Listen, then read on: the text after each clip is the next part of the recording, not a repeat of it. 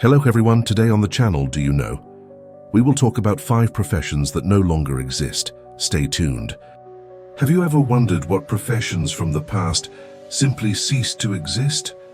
Today we're going to travel back in time and discover 5 professions that were essential but disappeared with the advancement of technology. Would you have done any of these? We start with a curious profession, the human alarm clock. Before modern alarm clocks, there were workers whose job it was to wake people up. They used long sticks to knock on windows or blew dried peas through straws to make sure customers didn't miss their appointments. Imagine needing someone to wake you up every day. The human alarm clock was a curious profession from the past, very common in the 19th and early 20th centuries, especially in the United Kingdom and Ireland. Before the popularization of mechanical and electric alarm clocks, these workers had the mission of waking people up so that they wouldn't miss their appointments, such as working hours in factories.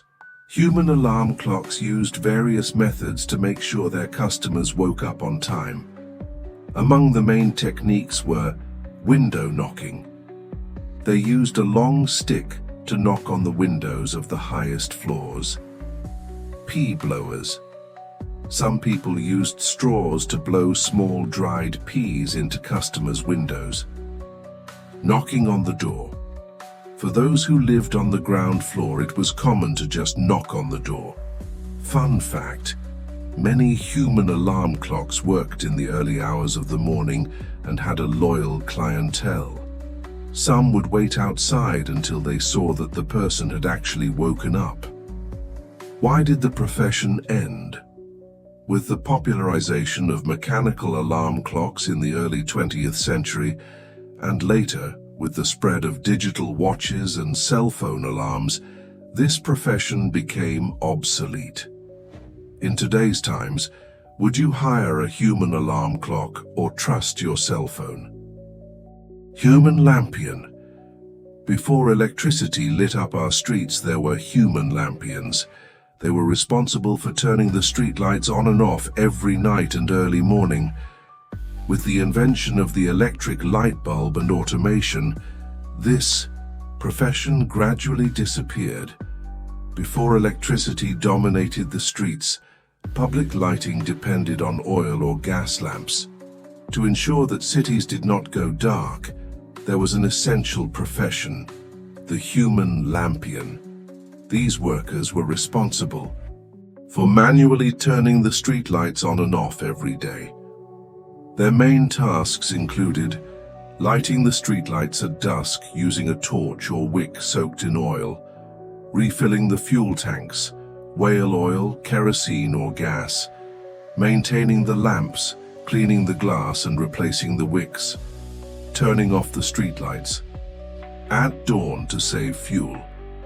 In large cities such as London and Paris, there were hundreds of street lamps requiring a dedicated team to ensure nighttime lighting. The end of the profession. With the invention of the electric light bulb by Thomas Edison and the expansion of the electrical grid in the late 19th century, the need to manually light the street lamps disappeared. Automatic systems replaced human street lamps, and the profession gradually became extinct. Today, street lighting works automatically, and we don't even have to think about it. But imagine living in a time when we depended on someone to light the streets every night. Telephone switchboard operator. In a world without cell phones, there were telephone switchboard operators. They were responsible for manually connecting calls, moving cables from one panel to another. Over time, digital technology eliminated this need, leaving this profession only in history. Telephone switchboard operator, the profession that connected the world before modern telephones allowed automatic dialing. There was a profession essential for communication, the telephone switchboard operator. This job was performed for the most part by women, known as telephonists, who manually connected calls between different lines. Operators worked in large rooms filled with panels with hundreds of wires and plugs. When someone picked up the phone to make a call, a signal appeared on the switchboard panel. The operator then answered the call and asked for the desired number, manually connected the wires, connecting the caller's line to the recipient, monitored the conversation, ensuring that the connection was stable. He ended the call after the call was completed. This profession required speed, attention, and good communication, as operators dealt with thousands of calls per day. What caused the end of the profession? With advances in technology, especially the introduction of automatic dialing systems and digital switchboards, the manual work of operators was gradually replaced. By the 1960s and 1970s, most cities had automated systems, eliminating the need for switchboard operators for local calls. Today, our cell phones make instant connections, but there was a time when every call depended on the agile hands of an operator. Public reader. In 19th century factories and industries, public readers emerged. They read newspapers, books, and speeches to workers during working hours. The goal was to keep workers informed and entertained. With the arrival of radio and television, this work became unnecessary. Public reader, the voice of information in factories. Before radio, television, and the internet, information did not reach people so easily, especially workers who spent all day in factories. To solve this problem, a curious and essential profession emerged: the public reader. What did a public reader do? Public readers were hired to read aloud to groups of workers while they performed their tasks.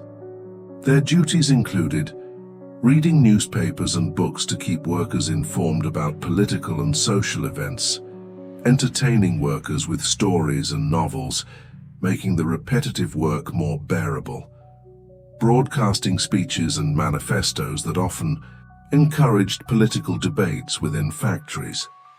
This practice was very common in the 19th century, especially in tobacco factories in Cuba and Spain, where workers contributed part of their wages to pay a professional reader. The decline of the profession. With the advancement of technology and the popularization of radio in the early 20th century, workers began to have access to information more quickly and efficiently. In addition, in many places, factory owners began to ban public readers for fear that they would encourage strikes and labor revolts. Today, we consume news and entertainment instantly, but have you ever thought about what it would be like to depend on someone to keep you informed every day? Ice delivery man. Before the popularization of electric refrigerators, there were ice delivery men.